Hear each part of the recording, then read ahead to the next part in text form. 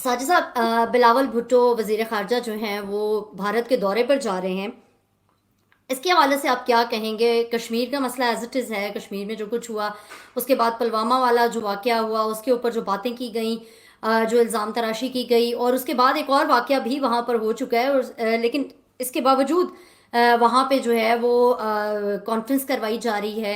कश्मीर में भी कोशिश की जा रही है कि वहाँ पर उसका एक सेशन रखा जाए, बिलावल भुट्टो साहब भी वहाँ पर जा रहे हैं। तो ये तमाम तर सूरत हाल के बारे में आपका क्या तज्जिया है?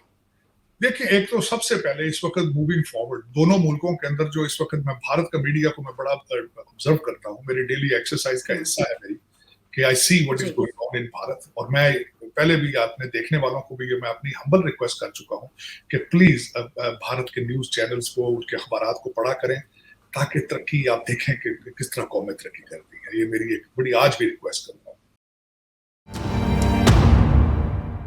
बिस्मिल्लाहिर्रहमानिर्रहीम। अस्सलाम वालेकुम नाजरीन, आप देख रहे हैं फोर कॉर्नर्स विद तारर। मैं हूं शाजिया नैयर। मेरे साथ वाशिंगटन डीसी से इस वक्त साजिद तारर साहब मौजूद हैं। अस्सलाम वालेकुम साजिद साहब, welcome to the program. My pleasure, thank you sir.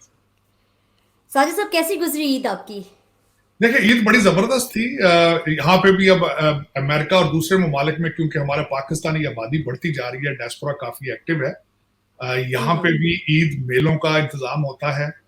यहाँ पे एक चीज मिस होती है, मैं शाजिया बताना चाह रहा था, जब मैं बचपन में, अब जी। पाकिस्तान में भी नहीं है वो चीज।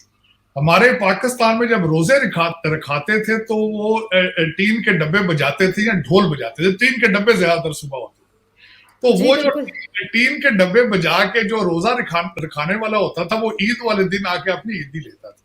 तो जाहिर है वो तो चीजें नहीं है यहाँ पे। लेकिन कई शहरों के अंदर मेहंदी लगाने के स्टॉल होते हैं, चूड़ियां पहनाने के होते हैं। तो अच्छा। वो चीजें यहाँ भी मौजूद हैं, आहिस्ता आहिस्ता होती जा रही हैं। मस्जिदें बढ़ती जा रही हैं, तरावियों का बंदोबस्त होता है। ये सारी अच्छी बातें हैं मेरे ख्याल में।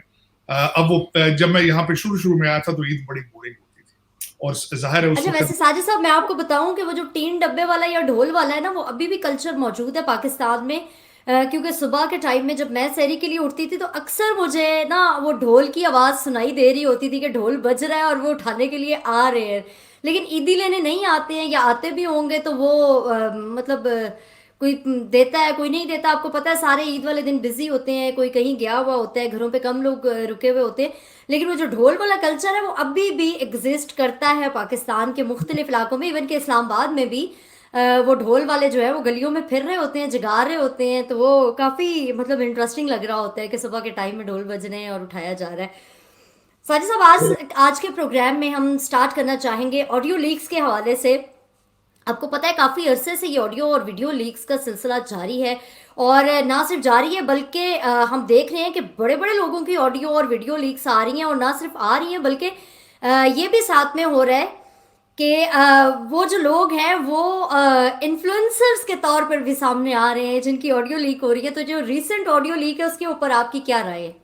देखिए, रिसेंट, सबसे पहले तो मैं ये बताना चाहूंगा कि वेस्टर्न सिविलाइजेशन के अंदर समझा जाता है कि किसी की वीडियो इस तरह टेप करना उसकी इजाजत के बगैर, this is an illegal offence. Pakistan के अंदर भी सुना है कि इसकी 3 साल सजा है जी अगर बिल्कुल। किया जाए। और दूसरा, मुझे आज तक किसी ने ये कोशिश नहीं की कि ये सिलसिला कौन कर रहा है और क्या क्या इसके मुहरकात क्या है। लेकिन जी। ये जो वीडियो आई है, इसने आपके रिसेंट मसाइल को मजीद कंट्रोवर्सल कर दिया है। लोग समझते थे, बल्कि मैं समझता था शायद ईद के ऊपर कोई इस तरह का स्कैंडल नहीं आएगा, लेकिन ईद के वाले दिन ये सारा कुछ निकला है। और जहां भी लोग एक दूसरे को ईद मिलने गए होंगे, अल्टीमेटली इसको this must be the part of discussion. अब उसमें ये हम्म। मैं कहना ये चाहूंगा कि देखें, पहले भी असेंबली के अंदर से आवाज आई थी कि नून लीग वालों ने कहा था कि जब पनामा से अकामा निकाला गया था तो उस वक्त भी जजेस की फैमिलीज गैलरी में बैठ के तालियां बजा रही थी। तो इसमें कोई हरज नहीं है कि जजेस की फैमिली सियासत में आ सकती है, लेकिन यहाँ पे ये नोट करने वाली बात है कि उनका जज के ऊपर कितना इन्फ्लुएंस है। मैंने ये जो वीडियो टेप देखी है उसमें इन्फ्लुएंस नजर आ रहा है, इन्फ्लुएंस कोशिश की जा रही है। ये मुझे नहीं पता कि कितना इन्फ्लुएंस पहुंच रहा है आगे या नहीं पहुंच रहा, लेकिन उनकी वीडियो से नजर आ रहा है कि वो जल्द से जाके वो उसमें पार्टिसिपेट करती हैं। फिर उन्होंने कहा कि दुआओं का मैसेज उन्होंने आगे किया है। फिर उन्होंने हम्म। मार्शल लॉ का लगाना ना लगाना वो डिस्कस किया है। और फिर उन्होंने अपने जस्टिस साहब की फैमिली को कहा है कि वहां आप रहें, सारा कुछ अपना प्रेशर में मेरा अपना एक चीजें रखें। ज्यादती हुई है मेरे ख्याल में इसमें। अगर राना सनाउल्लाह साहब ने उसके बाद फैसलाबाद के अंदर जो प्रेस कॉन्फ्रेंस की, उन्होंने अपने 2 मुतालबा सामने रख दिए। उन्होंने कहा इस पे सो मोटो एक्शन होना चाहिए और अगर इसमें लोग गिल्टी हैं तो वो रिजाइन करें। लेकिन मेरे ख्याल में इस वक्त अगर देखा जाए तो ये ऑडियो लीक्स की वजह से और मुख्तलिफ किस्म के इंटरव्यूज और मुख्तलिफ किस्म की जो चीजें सामने आ रही हैं, पाकिस्तान का हर इदारा जो है इस वक्त कंट्रोवर्सी बन चुका है। अब उनको अपनी क्रेडिबिलिटी मेंटेन करने के लिए बहुत टाइम लगेगा या सख्त इक़दाम उठाने होंगे अपनी क्रेडिबिलिटी को बहाल करने के लिए। वो अदलिया के ऊपर सवाल है इस वक्त मौजूद हैं। उसके बाद देखा जाए तो देखें इस वक्त अगर देखा 52,000 केसेस सुप्रीम कोर्ट में है, 4.5 लाख केसेस जो हाई कोर्ट्स में मौजूद हैं, लेकिन उनको कोई केस नजर नहीं आ रहा। वो सिर्फ सियासी केसेस को जो वो है उनको निपटा रहे हैं। दूसरी अवाम जाए भाड़ में, उनका क्या है मकसद है। वो अपने वकीलों को फीसें देते हैं, दूर दूर से अदालतों में आते हैं, अगर उनको इंसाफ नहीं मिलता तो हु केयर। ये रवैया बहुत गलत है। और पाकिस्तान के अंदर अगर देखा जाए तो आप गिनती से देखें, हर institution has gone into bankruptcy, morally bankrupt, financially bankrupt और मैनेजमेंट वाइज। मैं कल परसों पीआईए के बारे में देख रहा था कि बिल्कुल मिसमैनेज्ड है। उनको बहाना किया जा रहा है कि हमें पायलट नहीं मिल रहे हैं, लेकिन दूसरी कौन सी चीजें आपकी चल रही। मेरे ख्याल में इस तरह के अनफंक्शनल इदारे जो हैं इनको बंद कर देना चाहिए, जो कि बिल्कुल एक करप्शन का एक बायस बन रहे हैं। स्टील मिल है, जो अदारा, रेलवे, मैं समझता हूं अगर नहीं चल रहे या उनको प्राइवेटाइज करें शफाफ तरीके से और या फिर उनको बंद कर दें। और देखें इसके ऊपर उन्होंने जो पीआईए के चेयरमैन है, उन्होंने एक्सक्यूज इस्तेमाल करने की कोशिश की है कि सुप्रीम कोर्ट ने हमारी भर्तियों पर पाबंदी लगा रखी है, हमें 120 नए पायलट चाहिए, हमारी तनख्वाहें कम है। लेकिन ये देखें कि आपके अंदर करप्शन कितनी है। सियासी अगर भर्तियां होती हैं तो सियासी भर्तियां की जाती हैं और इतना ज्यादा स्टाफ है पीआईए का कि it is non workable, it has become a non workable airline. अब मैं अगर इसकी मिसाल एयर इंडिया की दूं तो वो टाटा ग्रुप ने शुरू की थी और टाटा ग्रुप के पास चली गई। वो दोबारा उसको जो है वो ओवरऑल कर रहे हैं। अगर पाकिस्तान पीआईए का भी इसी तरह, रेलवे का भी इसी तरह का, स्टील मिल का भी इसी तरह का सलूशन है तो शफाफ तरीके से, ये ना हो कि अपने रिश्तेदारों को दे दी जाए पीआईए, जिस तरह के माजी के अंदर होता है कि हमारी प्राइवेटाइजेशन के कवर के नीचे सारी करप्शन होती है। जिस तरह मैंने कहा है कि पाकिस्तान का कोई भी इंस्टीट्यूशन इस वक्त नहीं बचा जो करप्शन के बगैर चल रहा। तो उसमें ये बिल्कुल इसके ऊपर ये बोनस था ईद वाले दिन। ये जो ऑडियो लीक हुई है ये समझे ईदी दी गई है ताकि लोग भूले ना। लेकिन पाकिस्तान के बारे में रिलीफ नजर आ नहीं रही इस वक्त कहीं से भी। बल्कि इस वक्त जो सबसे बड़ा सवाल देखा जा रहा है इस वक्त, जिस तरह मैडम ने फरमाया, हमारी जो mother in law of the nation है, जिन्होंने कहा है सुप्रीम कोर्ट वालों ने कि मार्शल लॉ, तो मार्शल लॉ की भी बातें हो रही। बिल्कुल, मेरा अगला क्वेश्चन इसी से रिलेटेड है कि मतलब जितने धड़ल्ले से ये बातें की जा रही हैं कि martial law is the only solution, क्या आप भी ये समझते हैं कि पाकिस्तान के मसाइल का हल सिर्फ मार्शल लॉ में है? देखिए शाजिया, मार्शल लॉ में अगर उसका हल मौजूद है या नहीं है, लेकिन इसका मैं इससे पहले एक और सवाल करना चाहूंगा कि पाकिस्तान के अंदर टफ फैसले करने की सलाहियत कौन रखता है। अब मैं ये एक छोटा सा अगर देखा जाए तो कौम को इलेक्शन शोर डाला जा रहा है। इलेक्शन 2018 में जो फेयर नहीं हुए, लेकिन मैंडेट एक था, जिन लोगों ने वोट दिए, जो कुछ भी दिया, वो अकाउंटेबिलिटी का था। वो उस्मान बुजदार का मैंडेट नहीं था। वो हमारा एक यंग बच्चा था, वो असेंबली में खड़े होकर उसने कहा था मैं इनके आईएमएफ के मुंह पे फेंकूंगी पैसे। वो कहां से कहा था उसने? इसीलिए कहा था कि हम बाहर जो पैसा पड़ा जरदारी साहब का और दूसरी जो फैमिलीज सियासतदानों को लेकर हम वापस आएंगे, एक खोटा डॉलर नहीं लेके आ सके बाहर से। तो ये कौन कर सकता है? अकाउंटेबिलिटी कौन करेगा? मैं ये पूछता हूं, ईसीएल में लोगों को बाहर जाने से कौन रोक सकता है? कोई इंस्टीट्यूशन है ऐसा? मार्शल लॉ के बगैर इसका हल मौजूद है आपके पास? अब दूसरी बात ये देखने वाली है, एक बहुत बड़ा क्वेश्चन आगे निकलता है कि अगर कई सियाने तो कहते हैं कि मार्शल लॉ लगा हुआ है, इससे मार्शल लॉ है। अगर देखा जाए तो पिछले दौर के अंदर 2018 में मार्शल लॉ ही था। उसकी वजह यह है कि इतना इमरान खान को लाना हुकूमत के अंदर किसी प्राइवेट सियासी तरीके से तो नहीं आया ना, वो बैक चैनल से आए, बैक दरवाजे से आए।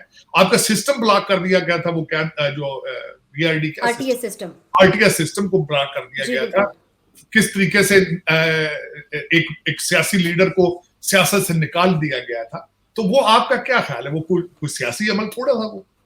अगर वो सारा सिलसिला था तो वो सारा भलाई की तरफ क्यों नहीं जा रहा? पाकिस्तान की तरक्की का मूजब क्यों नहीं बन रहा वो सारा कुछ? वो सारा कुछ अब देखें, इस वक्त जो हमारे अमीरुल मोमिनीन साहब हैं, वो बड़े आराम से कह देते हैं कि बाजवा साहब को करप्शन पसंद थी, वो करप्शन को रोकना ही नहीं चाहते थे। मेरे पास तो अख्तियार ही नहीं मौजूद थे। आज का मेरा मसला, वो अभी तक सारा कुछ जो है उठा के बाजवा साहब के ऊपर फेंक रहे हैं। तो अगर ये सारे हालात है, अच्छा उसमें आज मैं मार्शल आपके मुल्क में पहले भी बहुत लगे, जी बिल्कुल। ना करे कि उस तरह का कोई मार्शल अगर इस तरह का लगे, क्योंकि वो कौम के मुफाद में नहीं है। अगर मैं यहाँ पे एक छोटा सा एक बात ये बताना चाहूंगा, पॉलिटिकल साइंस क्या कहती है? पॉलिटिकल साइंस जी। ये कहती है कि जिन ममालिक के अंदर जहालत हो, जहां लोगों को पता ही ना हो कि डेमोक्रेसी क्या है, जहां लोगों को पता ही ना हो कि वोट क्या है, जहां बिरयानी की एक प्लेट पे बेच दिया जाए वोट अपना, जहां किसी छोटे से मुफाद पे अगर बरादरी बेस पे वोट डाल दिए जाए, तो वहां पे जमहूरियत नहीं चल सकती। वहां पे सिंसियर डिक्टेटरशिप के जरिए मुल्क तरक्की करते हैं। लेकिन जोर किस पे है? सिंसियर डिक्टेटरशिप आपके पहले भी आती रही है, लेकिन वो सिंसियर नहीं होते थे। जियाउल हक साहब का मार्शल बहुत सख्त था, उन्होंने कोड़े तक मारे, उन्होंने लोगों को हर मोहल्ले के हर चौक में मारे गए, लेकिन उसका बिल्कुल ऐसे। मुल्क को रेडिकल कर दिया गया। डॉलर बहुत आया अफगानिस्तान की वजह से, कंटेनरों में डॉलर आते रहे, लेकिन चंद फैमिलियों में वो डॉलर तकसीम होते रहे, उसका कौम को कोई फायदा नहीं। लेकिन बचा उसके बाद क्या? रेडिकलिज्म। रेडिकलिज्म आज भी बचा है। जियाउल हक उसकी फाउंडेशन रख के गए थे, जिहाद के जरिए मुजाहिदीन दे गए, तालिबान बना गए, और आज भी मुल्क उसी मार्शल आर्ट सजा भुगत रहा है।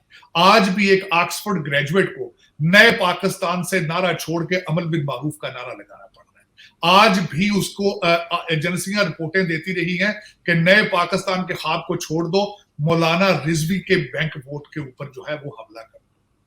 आज उसने अमर बिन मारूफ पे रिजवी TLP को भी बेरोजगार कर दिया और मौलाना फजलुर रहमान को भी बेरोजगार कर दिया। वो कहते हैं अमर बिन मारूफ ये तबलीग है।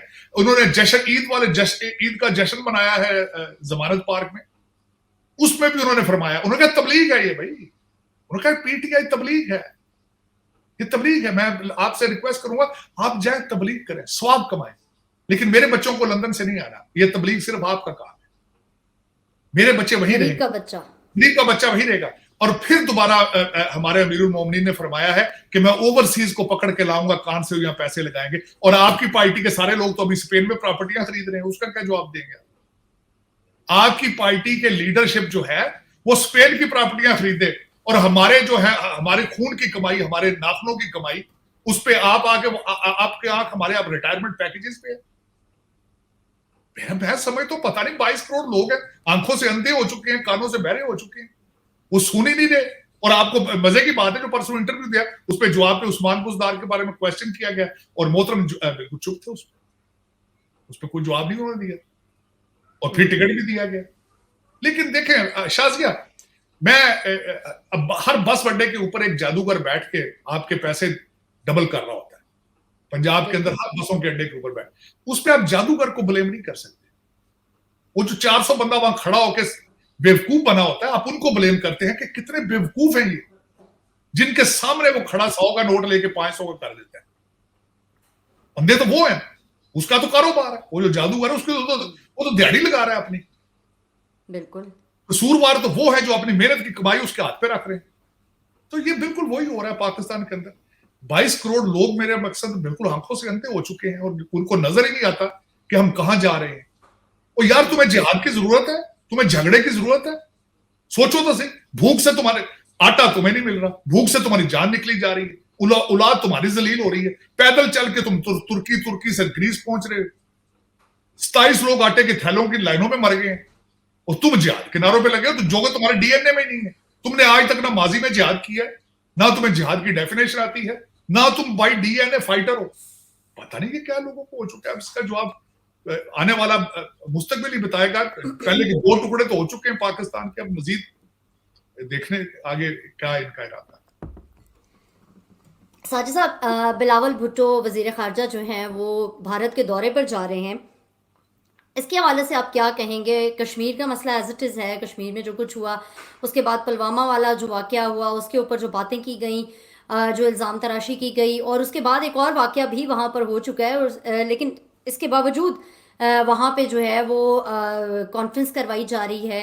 कश्मीर में भी कोशिश की जा रही है कि वहाँ पर उसका एक सेशन रखा जाए, बिलावल भुट्टो साहब भी वहाँ पर जा रहे हैं। तो ये तमाम तर सूरत हाल के बारे में आपका क्या तज्ज़िया है?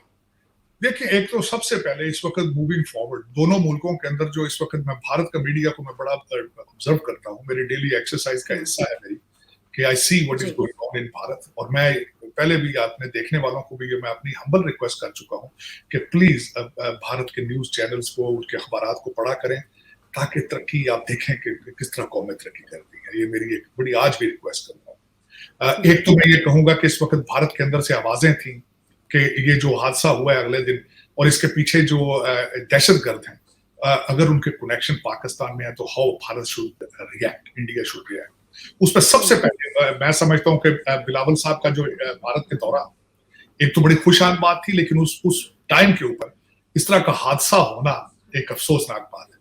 लेकिन उस अफसोसनाक बात से एक अपॉर्चुनिटी भी सामने आती है। अपॉर्चुनिटी ये आती है कि आप इसको अवेल करके इस हादसे को ना सिर्फ भारत बल्कि पूरी दुनिया को बताएं कि अब हमने ये कारोबार छोड़ दिया। हम ऐसे ऐसे इट्स नॉट स्टेट स्पॉन्सर। और जो लोग अगर उनके सपोर्टर, उनके मददगार जो पाकिस्तान है, उनको अरेस्ट किया जाए, उनसे इन्वेस्टिगेट किया जाए, और you have to come out clean. ये बहुत जरूरी है आगे फ्यूचर में जाना।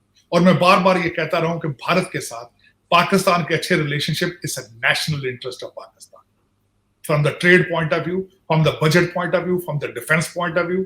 और दूसरी बात यह है कि भारत इस खिते की एक उभरती हुई ताकत है। You need to follow them, you need to accept their positioning, and you need to learn things from them, instead of के वो तनकीद बराए तनकीद और नफरत बराए नफरत। उससे आपने ना माजी में कुछ सीखा है और ना आप मुस्तकबिल में कुछ सीख सके। तरक्की करते और हुए उससे कोई लोग, फ़ायदा भी नहीं है दोनों ममालिक का। मैं समझता हूं शाजिया, आप अगर खुद कोई चीज बनाने की सलाहियत ना रखते हो तो उसकी कॉपी कर लेना उसमें बुरी बात नहीं। तो आपको सीखना होगा। आप ना सिर्फ भारत से सीखें, आपको बांग्लादेश से सीखना पड़ेगा कि बांग्लादेश ने किस तरह खवातीन को यूज किया, और वहां की लेडीज काम करती हैं। डॉक्टर यूनस ने बिल्कुल। माइक्रो फाइनेंसिंग किस तरह की है। आपने बल्कि आपको अफगानिस्तान से भी सीखना चाहिए कि जिनके ऊपर इतने सैंक्शंस हैं, आपके डॉलर सारे सक करके वो किस तरह ले गए, आपको किस तरीके से आप बेवकूफ बना गए हैं आपको, और उनकी इकॉनमी आज आपसे बेहतर। ये सीखना होगा। आप ये आपके फैसला करने वाले अपने बच्चों को लंदन भेज के समझते हैं कि पाकिस्तान तरक्की कर रहा है। This is not it is. आपकी अवाम को यह सोचना होगा कि आपको लूटने वाले कौन है, उनके बच्चे कहां हैं, उनकी प्रॉपर्टीज कहां है। और इससे पहले कि ओवरसीज जिस पे टारगेट किया जा रहा है आज, खान साहब ने हमें जी, तो छुट्टी दे दी है, जो हमारे जैसे मेरे जैसे मजदूर लोग हैं उनकी उनकी सिर्फ आंख जो है वो तकरीबन 2000 पाकिस्तानी अमेरिकन डॉक्टर्स के पैसों पे है। एक तो थैंक यू खान साहब, आपने हमें छुट्टी दे दी है। आप लेकिन वो जो डॉक्टर हैं वो नाक में रोटियां डाल रहे हैं। उनको नहीं पता कि आपके जो पार्टी के सदर हैं वो स्पेन में प्रॉपर्टी आज भी खरीद रहे हैं। और अगर वो डॉक्टर अंधे हैं आंखों से तो ठीक है, ले जाए उनको पाकिस्तान, क्या फर्क पड़ता है। यहां पे उनकी कौन सी परफॉर्मेंस है। ना तो वो यहाँ लोकल पॉलिटिक्स में इन्वॉल्व है, ना किसी लोकल चीज में वो आज तक मैंने देखा है उनका कोई रोल सियासत में। यहाँ पे सियासत में रोल होता तो वो एक आध कांग्रेस में नहीं होता। ये सिर्फ सियासतदानों के साथ फोटो खिंचवा के तो घर में लगा लेते हैं। वरना मैं एक और भी यहाँ करेक्शन करता चलूं, अगर देखा जाए तो डॉक्टर्स का उनको अल्फो बे नहीं पता सियासत का, उन्हें अल्फो बे नहीं पता होता पॉलिटिकल साइंस का। मैं मैकेनिक्स में और डॉक्टर्स में बड़ा कम फर्क समझता हूं। मैकेनिक गाड़ी को पंक्चर लगाते हैं, डॉक्टर्स आपको सर दर्द की दवाइयां देते हैं। उनको कुछ पता नहीं है कि पाकिस्तान की बेहतरी किस चीज में है, अमेरिका के अंदर पाकिस्तानी डायस्पोरा का रोल क्या होना चाहिए, पाकिस्तान के अंदर इंटीग्रेशन अमेरिका के अंदर इंटीग्रेशन किस तरह करनी है, बच्चों को क्या करना है। पाकिस्तान से डिग्रियां लेकर आते हैं यहाँ पे, और उसके बाद कैरेबियन से अपने बच्चों को भी डॉक्टर बना के वो बड़ा घर बड़ी गाड़ी, उसके बाद उनके दुनिया खत्म हो जाती है। This is what my observation. ठीक है, डॉक्टर साहब अगर डॉक्टर एतबार करते हैं खान साहब के उस्मान बुजदार साहब पे, तो बला शौक अपने पैसे भेजें पाकिस्तान में। हम कौन होते हैं रोकने वाले। करें उनको, उस्मान बुजदार साहब को, वहां एक गोगी थी अब 10 गोगियां और आ जाएंगी। ठीक है, सपोर्ट करें पाकिस्तान। अगर इस तरह चलना है तो चलाएं, देखें किस तरह चलता है। अच्छा साजिद साहब, पीटीआई की तरफ से बार बार इलेक्शन इलेक्शन इलेक्शन, और इसके ऊपर सबकी तरफ से जो सॉरी जो हुकूमत है, क्योंकि अपोजिशन तो पीटीआई है और उसका मुतालबा है कि फौरी तौर पे इलेक्शन कराए जाएं, लेकिन हुकूमत जो है उनकी तरफ से बार बार ये कहा जाता है कि पूरे मुल्क में एक ही मरतबा इलेक्शन होने चाहिए, बार बार मुल्क के ऊपर इलेक्शंस का बोझ नहीं होना चाहिए। ये बैरूनी दुनिया के लिए भी एक बहुत बुरा मैसेज जाएगा अगर हम एक एक सूबे में करके इलेक्शंस कराते हैं। मैं आपसे ये पूछना चाहती हूँ कि पीटीआई किस किस्म के इलेक्शंस चाहती है, उनकी क्या डिमांड है? क्योंकि ना तो उनको इदारों पे एतबार है, ना उनको फौज पे एतबार है, ना उनको इलेक्शन कमीशन पे एतबार है। अगर उनको एतबार है तो सिर्फ जज साहिबान पे एतबार है, वो भी कुछ चंद जज साहिबान है जिनके ऊपर एतबार है। तो क्या जज साहिबान इलेक्शन करवाएंगे? इलेक्शन कमीशन की कोई जिम्मेदारी नहीं होगी? फौज अपने सिक्योरिटी एहलकार देने के लिए तैयार नहीं है फिलहाल, वो कह रहे हैं हम लोग दूसरे महाजों पे लड़ रहे हैं, अभी इतनी जल्दी सिक्योरिटी नहीं मुहैया की जा सकती। ये तमाम तर सूरत हाल किस तरफ को जाती हुई दिखाई दे रही है? देखिए पीटीआई का उन्होंने पहले बता दिया आपको कि हम किस तरह के इलेक्शन चाहते हैं। उन्होंने कहा था कि मुझे जब तक 2/3 मेजोरिटी नहीं मिलती मैं असेंबली में नहीं बैठूं। इसका मतलब ये है इनडायरेक्टली कि अगर मैं 2/3 मेजोरिटी से जीतूं तो वो इलेक्शन ठीक होंगे, अगर दूसरे इलेक्शनों को मैं रिजल्ट को एक्सेप्ट ही नहीं करूं। उसका दूसरा एक और मैं 7 पॉइंट देना चाहूंगा। खान साहब ने 8-9 हल्कों से इलेक्शन लड़के जमहूरियत और पाकिस्तान के मुंह पे थप्पड़ मारा था, क्योंकि वो सिर्फ एक सीट रख सकते थे। फिर उसके बाद उन्होंने बिल्कुल। जमहूरियत और पाकिस्तान के मुंह पे तीसरा थप्पड़ तब मारा था जब उन्होंने पंजाब की और सूबा सरहद की असम्बलियां तोड़। चौथा थप्पड़ उन्होंने तब मारा था जब उन्होंने कौमी असम्बली से इस्तीफे दे दिए। पांचवा थप्पड़ उन्होंने जमहूरियत के मुंह पे उस वक्त मारा था जब उन्होंने कहा था अब हमारे इस्तीफे दोबारा मंजूर कर। छठा थप्पड़ उन्होंने अगले दिन जनरल बाजवा को इन सारी चीजों का कि जनरल बाजवा ने मुझे कहा था कि असम्बलियां तोड़ दे। ये आखिरी थप्पड़ जमहूरियत के मुंह पे उनका ये। खान साहब दर हकीकत एक बात करके खान साहब को पता ही नहीं चलता कि मैंने पिछली दफा क्या कहा। अब इस वक्त नजर ये आ रहा है खान साहब, आप इन्हीं जनरल बाजवा साहब को कहते रहे कि इनसे बड़ा जमहूरियत पसंद जनरल आपने जिंदगी में कभी नहीं देखा। आपने इन्हीं बाजवा साहब के बारे में कहा था कि हम एक पेज पे हैं।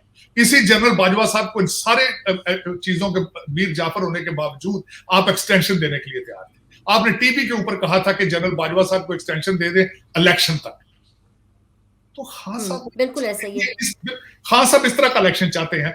इलेक्शन में अगर ये जीत जाए तो इलेक्शन ठीक है, अगर इलेक्शन ये हार जाए कहीं से या 2/3 मेजोरिटी ना ले तो वो इलेक्शन नहीं है। तो अगर पाकिस्तान को इस तरह के इलेक्शन चाहिए हर महीने एक कराने का, अफोर्ड कर सकते हैं तो कराएं आप। और मेरा सबसे बड़ा एक क्वेश्चन मार्क ये है, ये सारी दुनिया इस वक्त कहती है जी आइन ये है ये है ये है। और यार आइन ठीक है बात, मुझे ये एक बात बताओ आप, असेंबली में कौमी असेंबली से रिजाइन किसने दिया था? खान साहब ने। वो असेंबलियां किसने तोड़ी? इन्होंने। और उसके बाद अगर मैं ये पूछता हूं खान साहब को, अगर आप ये जितने इस वक्त जो बच्चे हैं जो आंखों से अंधे हो चुके हैं, जिनके अकल पे पर्दे पड़ चुके हैं, वो बार बार ये कहते हैं जी खान साहब वजीर आजम, खान साहब वजीर आजम। कल परसों ये कई बच्चियां टेक्स्ट कर रही थी जी अगले ईद पर जो खान साहब वजीर आजम होंगे, और 4 साल तो वजीर आजम रहे हैं। उनमें वो क्या करते रहे उसके बाद, उसमें 4 साल की परफॉर्मेंस उनके खान साहब की आपके सामने नजर नहीं आती आप कि खान साहब जब आए थे तो वो क्या वादे करके, तो वादे कितने डिलीवर किए उन्होंने? बिल्कुल। अच्छा, फिर उसके बाद मैं कहता हूं आपके इलेक्शन ठीक है, आज इलेक्शन करा दिए जाते, करप्शन रुक जाएगी। उसके बाद बाहर से पैसा वापस ले आएंगे आप, जिस तरह ये वादा किया था खान साहब ने पिछली दफा। आपकी मॉरल करप्शन का क्या करेंगे आप? और अगर ये सारी चीजों का इलेक्शन है तो फिर एक करें दिन में 3-3 दफा इलेक्शन कराया करें, हो सकता है आप उससे बच सके। अगर इलेक्शन हल है इस मुल्क का, इलेक्शन कराने से दूध की नहरें चल पड़ेंगी, इलेक्शन कराने से यहां पे आईफोन मैन्युफैक्चर होना शुरू हो जाएगा, तो फिर आप कराएं उसको। फिर इस तरह करें कि वो 22 अरब रुपया ना मांगे उनसे, सिक्योरिटी ना मांगे, पुलिस ना मांगे, आप इलेक्शन कराएं फिर जिस तरह के भी टूटे फूटे कराएं आप। लेकिन इलेक्शन हल ही नहीं है। आप लेकिन मुझे उसके बाद तो फिर वही रोना धोना शुरू हो जाएगा कि जी रिगिंग हो गई है, धांधली हो गई है, गलत हो गया है, ये कर दी है। मुझे ये बताया इनके दौर के अंदर 10K का इलेक्शन हुआ था, पूरा अमला किडनैप कर लिया गया था, इनकी वॉच पे हुआ। एग्जैक्टली। अगर उस तरह का इलेक्शन कराना चाहते हैं, और फिर वो हमेशा अमीरुल मोमिनीन साहब फरमाते हैं कि इलेक्शन कमिश्नर भी मेरी मर्जी का हो, जज भी मेरी मर्जी के हो, मेरा फौज भी मेरी मर्जी की हो, फौज भी मेरी, जर्नैल भी मेरी मर्जी का हो। एग्जैक्टली ऐसा ही है। ख्वाहिशात असल में ये तो वो वाली बात आप कर रहे हैं कि जैसे अनोखा लाडला खेलन को मांगे चांद, वो वाला हाल है। वो कहते नहीं जी, वो असल में यही तो एक मशवरा है। मैं आज अगर देखा जाए, मैं आज एक आर्टिकल किसी का पढ़ रहा था कि इनके जी। मशवरा देने वाला कौन है, इनको कौन ये मशवरे देता है, सारे जो सारे जितने स्टेप लिए सारे अपने गले पड़े। कभी रिजाइन देते हैं, कभी रिजाइन कहते हैं क्यों वापस ले लें। असेंबलियों से रिजाइन खुद दिए, अब बाजवा साहब को ब्लेम कर रहे हैं हर चीज का। अगर अच्छी चीज हो तो उसका क्रेडिट लेना। अभी मैं एक छोटी सी बात बताना चाहूँ जी। कि इनसे सवाल किया गया अगले दिन, उन्होंने कहा जी आप तो वो गैस के पैसे कम कर गए थे। कहते हैं जी मैं रूस गया था, रूस से मैंने 40% पे रियायत पे पेट्रोल लेने का कॉन्ट्रैक्ट कर लिया। वो कॉन्ट्रैक्ट किधर है? कोई कॉन्ट्रैक्ट नहीं। फिर उन्होंने क्रेडिट ले लिया, कहते जी सऊदी अरेबिया ईरान का सुलह तो मैं करा रहा था, खुदा का नाम। और उसके बाद साइफर खुद निकालते हैं, अब साइफर की माफिया है। पहले कहते हैं हुकूमत साइफर ने कराई है, और खींच खांच के बाजवा साहब से लेकर अब जाके वो अपने नए चीफ मिनिस्टर पे जो उस पे ले आए। मेरा मकसद है कि खान साहब को अगर देखा जाए, इस वक्त सबसे आखिरी ब्लंडर क्या किया है। जी। जी। असद कैसर साहब को कहते हैं जी आप जाके डायलॉग करें, आज कहते हैं उनके पास तो इख्तियार ही नहीं। वो तो शायद महमूद यही तो कुरैशी बात है ना कि वो एक दिन एक बात कहते हैं, अगले दिन दूसरी बात कह देते हैं। किसी ने बड़ा जबरदस्त सा फेसबुक पे लिखा हुआ था, सोशल मीडिया क्योंकि हम लोग बहुत देख रहे होते हैं कि उस पर क्या चल रहा है, कि वो वक्त दूर नहीं है कि जब इमरान खान साहब गली में चलते हुए हर बंदे को रोक कर कहेंगे कि मेरी हुकूमत गिराने में आपने साजिश की थी। बिल्कुल मतलब बिल्कुल कितने लोगों पर इल्जाम लग चुका है कि उन्होंने मेरी हुकूमत गिराने की कोशिश की है। इस तरह ही सर पे बाल्टी पहन के फिर रहे हैं, लोगों को कहते हैं कि खौफ की भूख गिरा दो, सर पे बाल्टी पहन के फिर रहे हैं। अब तो लोग उसका मजाक उड़ा रहे हैं, इंटरनेशनल दुनिया मजाक उड़ा रही है कि दुनिया को कह रहे हैं कि खौफ के भूत गिरा दो। दुनिया को कहते हैं कि अगर तुम्हारा ईमान स्ट्रांग है तो तुम्हें खौफ नहीं आएगा। नौज़बिल्ला आपका ईमान फिर खलता है, आपका सर पे बाल्टी को पहन के फिर रहे हैं। हद है यार, इतना खौफ, अच्छा इतना डर। साजिद साहब, अभी रिसेंटली इनका एक इंटरव्यू भी आया है जो कि हामिद मीर साहब ने किया है। पहले हामिद मीर साहब पीटीआई के लिए नाकाबिले कबूल होते थे और अभी इमरान खान साहब ने उनको इंटरव्यू भी दिया है। इस इंटरव्यू के हवाले से आप क्या कहेंगे? नहीं, दर हकीकत हामिद मीर साहब का इंटरव्यू जो अगले दिन टीवी पे चला है, जो इस वक्त कंट्रोवर्शियल है, जिसमें उन्होंने कहा है कि पाकिस्तान भारत से जंग करने की सलाहियत नहीं रखता। ये एक बहुत कंट्रोवर्शियल इंटरव्यू जो रिसेंटली अभी चला उनका। जी। और उसके बाद वो उसको देखा जा रहा है, इंटरनेशनल मीडिया उसको कई तनाजर से, मुख्तलिफ एंगल से उसको देख रहा है कि आइदर इसमें हकीकत है या नहीं है या क्या है। हालांकि सारी दुनिया पाकिस्तान की जो डिफेंस पावर है उसके बारे में जानते हैं। आई थिंक सबको पता है कि क्या है। उसमें वो एक बड़ा कंट्रोवर्शियल सी चीज इस वक्त आई है, बल्कि भारत के अंदर भी उसको काफी डिस्कस किया जा रहा है कि वो इस इंटरव्यू के क्या तनाजर था। फिर उसके बाद ये कि खासकर बाजवा साहब का जिस तरीके से वो खुद उनकी इंटरेक्शन होती थी जर्नलिस्टों के साथ, किस तरीके से हर शाम को वो बैठक करते थे जर्नलिस्टों के साथ, और सारी चीजें वो उनके जरिए मुख्तलिफ पार्टियों को, मुख्तलिफ चीजों को एड्रेस करते थे। बल्कि हामिद मीर साहब ने कहा कि कई मैसेज वो उन्होंने मुझे देने की कोशिश की है, जो कि इमरान खान साहब को ये पहुंचा दो, जिलानी साहब, जनरल जिलानी का नाम ना लिया करें, कई चीजें इस तरह की, शहबाज शरीफ साहब को कहें कि नवाज शरीफ का साथ छोड़ दें। तो ये सारी चीजें डिस्कस की जा रही हैं कि आइदर ये आर्मी चीफ के ये जुरिसडिक्शन या उसका ये जॉब डिस्क्रिप्शन है, ये सारा कुछ चलाना, फिर इस तरह के इंटरव्यू देना, फिर अपनी एक्सटेंशन के लिए इतना जोर लगाना, ये सारी चीजें डिस्कस इस वक्त हो रही हैं भारत में भी और दुनिया के मुख्तलिफ कोनों कि पाकिस्तान में, जिस तरह मैं आपको कह रहा हूं कि मार्शल लॉ आगे लगना ना लगना वो तो अलग की बात है। ये भी मार्शल लॉ ही था ना, ये 2018 में जो पाकिस्तान के साथ मजाक किया गया है खान साहब की शक्ल में, और फिर इस वक्त खान साहब अपना सारा ब्लेम उन पे डाल रहे हैं, बाजवा साहब, और नून लीग अपना ब्लेम सारा फैज हमीद साहब पे डाल रही है। तो ये क्या है? मतलब किसी इदारे का बच निकलना बहुत मुश्किल है इस वक्त खास तौर पर। लेकिन इन सारी चीजों का हल क्या है? मेरी ये जिस तरीके से आपके लीडरान, ये सारे हाइब्रिड लीडर हैं, सारे एस्टेब्लिशमेंट की पैदावार हैं या और उन्हीं के ट्रेन किए हुए हैं, क्या ये पाकिस्तान चलाने की सलाहियत रखते हैं? ये बहुत बड़ा सवालिया निशान, और हर एक का रिकॉर्ड मौजूद है कि जब पावर में आए तो उन्होंने क्या किया था, इनमें हर एक का रिकॉर्ड मौजूद है। तो अंडर गिवन सर्कमस्टांसेस, मैंने जो माजी के अंदर हिस्ट्री पढ़ता हूं, पॉलिटिकल साइंस पढ़ता हूं, कौमों को उनके जो मुश्किल वक्त होते हैं वहां की लीडरशिप निकालती है बाहर। लेकिन कौन है हमारा लीडर? हमारा लीडर कौन है? आज आपके कुछ लोग तो ये भी कहते हैं कि खान साहब तो कायदे आजम से भी ज्यादा मशहूर है। कुछ लोग कहते हैं ये जिन्ना पीर है।